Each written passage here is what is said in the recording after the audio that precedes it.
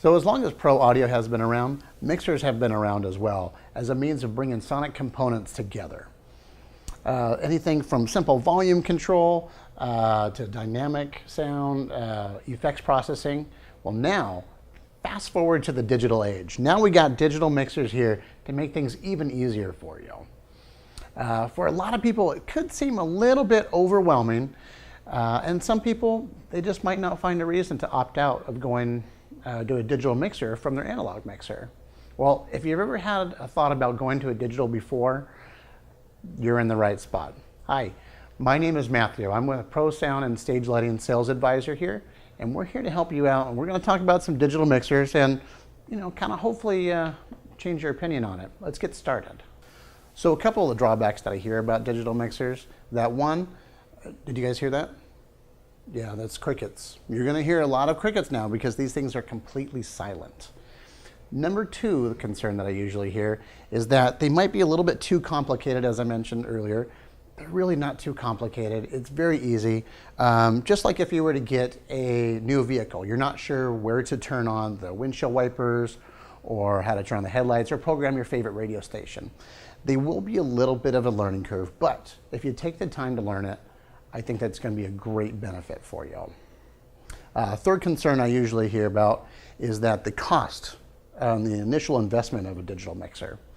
Digital mixers do have a little bit of a higher price tag, but if you take into the fact that you get all of your effects built into the mixer, it's not bad at all.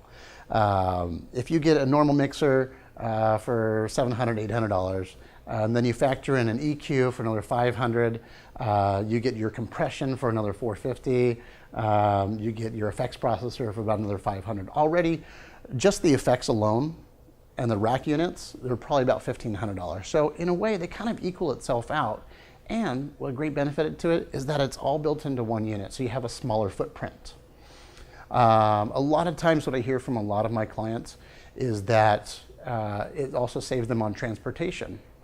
How does it do that exactly? Well, you have your effects processor unit, you've got a full rack full of stuff, and if you're a touring band, well, now you have to pay for the cost to get that shipped out. So it's also going to save you in the cost of shipping because now you're just shipping the mixer, and it's all built into one.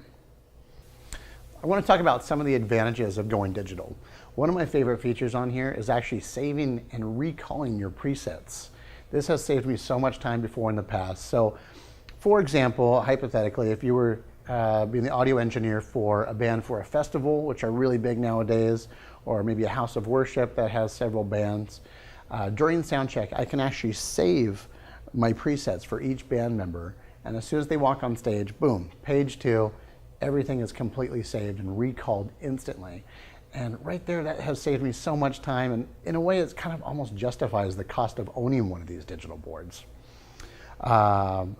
And one of the other great advantages to them is that if you have a smaller venue and you don't have a lot of room, I've noticed that some mixers are just kind of off to the side, which you really can't hear what's going on in the front of house.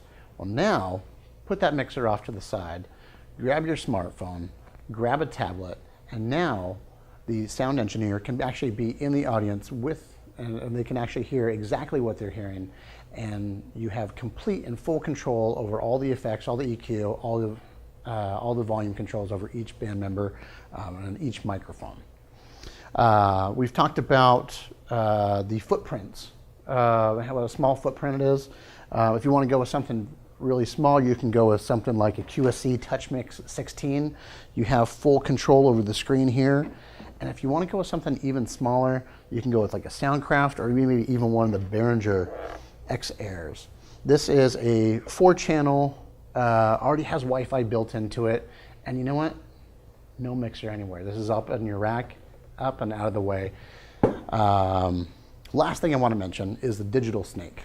If you don't know what a digital snake is, it is just like a normal snake that you would normally use. But now, my digital snake is off to the side where the band members are. Everybody's plugging into there. And now, I just run a single Cat5 cable out to the front of house where my Behringer X32 is. Completely done, and it saves so much time. So now that I've probably convinced you to get a digital mixer, now it's time to ask yourself a couple of questions. How many channels do you need? How much can you invest? And what are some of the features that you must have? If you have any additional questions, please give us a call here at Pro Sound and Stage Lighting. We do have factory trained sales advisors to help you out. If you have, or if you need to know any more details about what we just talked about, be sure to click the link below in the description.